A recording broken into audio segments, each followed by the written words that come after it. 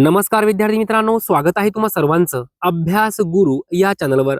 विद्यार्थी मित्रांनो, या व्हिडिओमध्ये तलाठी भरती सराव प्रश्नपत्रिका भाग 7 आपण पाहणार आहोत। एकूण प्रश्नांची संख्या आहे 20। 20 पैकी किमान 15 प्रश्नांची उत्तरे तुम्हाला यायलाच पाहिजे। पहा, या ठिकाणी प्रश्न पहिला आहे, बायचुंग भुटिया हे नाव कोणत्या खेळाशी संबंधित आहे? पर्याय पहा, विचार करा। प्रत्येक प्रश्नासाठी तुम्हाला वेळ असणार आहे 3 ते 5 सेकंद। बायचुंग भुटिया हे नाव कोणत्या खेळाशी संबंधित आहे? योग्य उत्तर आहे फुटबॉल। लक्षात ठेवा, फुटबॉल। पुढील प्रश्न पहा, मायक्रोसॉफ्टचे संस्थापक कोण आहेत? मायक्रोसॉफ्टचे संस्थापक कोण आहेत? योग्य उत्तर आहे बिल गेट्स। Bill Gates. पुढील प्रश्न पहा, Na हे चिन्ह कोणत्या मूलद्रव्याचे आहे? Na हे चिन्ह कोणत्या मूलद्रव्याचे आहे? योग्य उत्तर आहे सोडियम। लक्षात ठेवा, Na हे जे काही चिन्ह आहे सोडियम या मूलद्रव्याचे आहे। मित्रांनो, लक्षात घ्या, सोडियमलाच लॅटिन भाषेमध्ये नॅट्रियम असं म्हणतात। काय म्हणतात? नॅट्रियम। नॅट्रियम हे सोडियमचं लॅटिन नाव आहे। नॅट्रियम या नावातील पहिल्या 2 अक्षरावरूनच सोडियमला रासायनिक आवर्त सारणीत Na हे चिन्ह देण्यात आले आहे। लक्षात घ्या, सोडियमला जी काही लॅटिन भाषा आहे त्या लॅटिन भाषेमध्ये नॅट्रियम असं म्हणतात। मग नॅट्रियम मधला जो काही पहिला N आहे, नंतर A आहे, हा घेतला आणि त्याला आवर्त सारणीत ते चिन्ह दिलं। Na म्हणजेच काय? नॅट्रियम म्हणजेच काय? सोडियम। विद्यार्थी मित्रांनो, जर आपल्याला असा प्रश्न विचारला गेला, सोडियमचा अणुक्रमांक म्हणजेच ॲटॉमिक नंबर किती आहे? तर 11 आहे। किती आहे? 11। लक्षात ठेवा, सोडियमचा अणुक्रमांक किती आहे? 11 आहे। ओके। पुढील प्रश्न पहा, भारताचे पहिले राष्ट्रपती कोण होते? सोपा प्रश्न आहे, लगेच उत्तर यायला पाहिजे। भारताचे पहिले राष्ट्रपती कोण होते?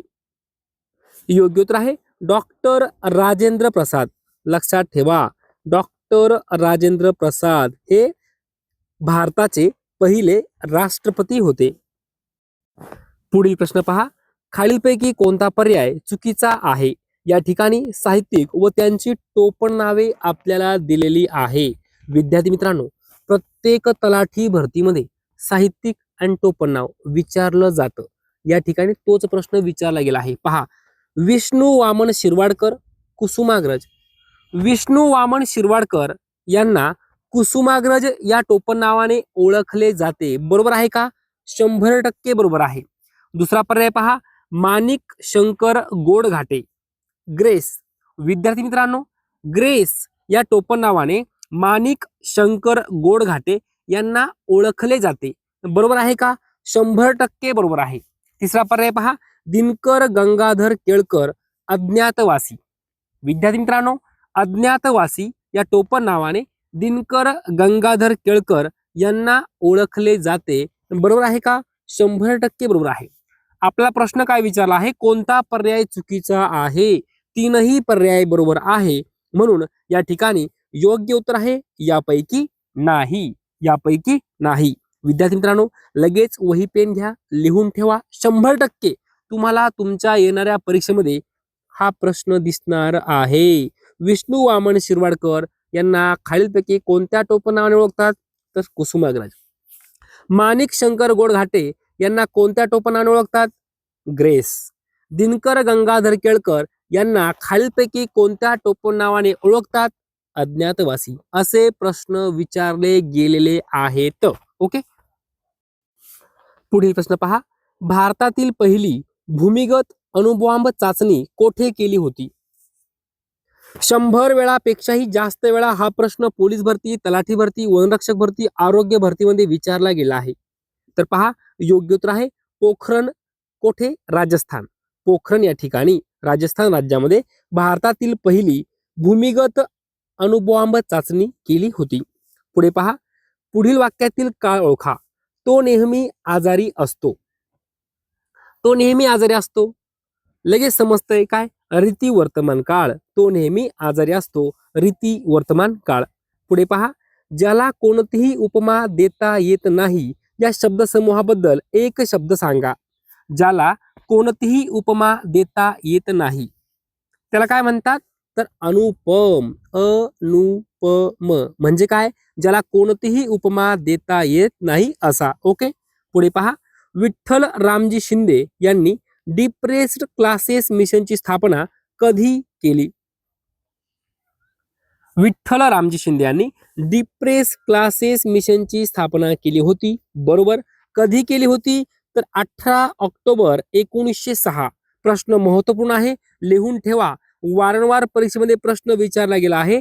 डिप्रेस क्लासेस मिशनची स्थापना खालीलपैकी कोणी केली होती? तर विठ्ठल रामजी शिंदे यांनी. कधी केली होती? 18 ऑक्टोबर 1906. 18 ऑक्टोबर 1906. पुढे पहा, वेव्हेल योजना कधी स्थापन झाली? योग्य उत्तर आहे 1945. वेव्हेल योजना 1945. पुढे पहा, 1954 साली नेफा विभागाची निर्मिती झाली. त्याला कोणत्या वर्षी अरुणाचल प्रदेश असे संबोधण्यात येऊ लागले? 1954 साली नेफा विभागाची निर्मिती झाली. त्याला कोणत्या वर्षी अरुणाचल प्रदेश असे संबोधण्यात येऊ लागले? योग्य उत्तर आहे 1972 साली. 1972. पुढे पहा, गुरुत्वाकर्षणाचा शोध कोणी लावला? सोपा प्रश्न आहे, लगेच उत्तर यायला पाहिजे. गुरुत्वाकर्षणाचा शोध कोणी लावला? तर न्यूटन. गुरुत्वाकर्षणाचा शोध न्यूटन या शास्त्रज्ञाने लावला. पुढे पहा, लंडन हे शहर कोणत्या नदीकाठी वसलेले आहे? योग्य उत्तर आहे थेम्स. लंडन हे शहर थेम्स या नदीकाठी वसलेले आहे. महाराष्ट्रात काजू संशोधन केंद्र कोठे आहे? काजू संशोधन केंद्र योग्य उत्तर आहे वेंगुर्ला या ठिकाणी, सिंधुदुर्ग जिल्ह्यामध्ये. लक्षात घ्या, सिंधुदुर्ग जिल्ह्यामध्ये वेंगुर्ला या ठिकाणी काजू संशोधन केंद्र आहे. पुढे पहा, हुताशन या शब्दाला कोणता शब्द समानार्थी आहे? हुताशन. योग्य उत्तर आहे अग्नी. हुताशन या शब्दाला समानार्थी शब्द आहे अग्नी. पुढे पहा, येलदरी आणि सिद्धेश्वर ही धरणे कोणत्या नदीवर आहेत? येलदरी आणि सिद्धेश्वर ही धरणे कोणत्या नदीवर आहेत? योग्य उत्तर आहे दक्षिण पूर्णा. दक्षिण पूर्णा. पुढे पहा, राष्ट्रीय विज्ञान दिवस भारतात कधी साजरा केला जातो? राष्ट्रीय विज्ञान दिवस. योग्य उत्तर आहे 28 फेब्रुवारी. 28 फेब्रुवारी राष्ट्रीय विज्ञान दिवस. केशवस्वामी हे कोणाचे टोपणनाव आहे? केशवस्वामी हे कोणाचे टोपणनाव आहे? योग्य उत्तर आहे केशव आत्माराम कुलकर्णी. केशव आत्माराम कुलकर्णी यांचं टोपणनाव आहे केशवस्वामी. पुढे पहा, सर्वात मोठा कॉफी उत्पादक देश कोणता आहे? योग्य उत्तर आहे ब्राझील. सर्वात मोठा कॉफी उत्पादक देश ब्राझील. पुढे पहा, जेरीस आणणे या वाक्यप्रचाराचा अर्थ काय आहे? जेरीस आणणे. योग्य उत्तर आहे शरण येण्यास भाग पाडणे. जेरीस आणणे म्हणजेच काय? शरण येण्यास भाग पाडणे. विद्यार्थी मित्रांनो, आपला शेवटचा प्रश्न आहे, पोलीस हुतात्मा दिन कधी साजरा केला जातो? या प्रश्नाचं जे काही उत्तर असणार आहे ते तुम्ही मला लगेच कमेंट करून सांगायचं आहे. पोलीस हुतात्मा दिन कधी साजरा केला जातो? हा प्रश्न वारंवार पोलीस भरती, तलाठी भरती, वनरक्षक भरती, आरोग्य भरती यामध्ये विचारला गेलेला आहे. लगेच कमेंट करा, पोलीस हुतात्मा दिन कधी साजरा केला जातो? विद्यार्थी मित्रांनो, जर तुम्हाला आपला हा व्हिडिओ आवडला असेल तर नक्की एक लाईक करा, शेअर करा, सबस्क्राईब करा. धन्यवाद.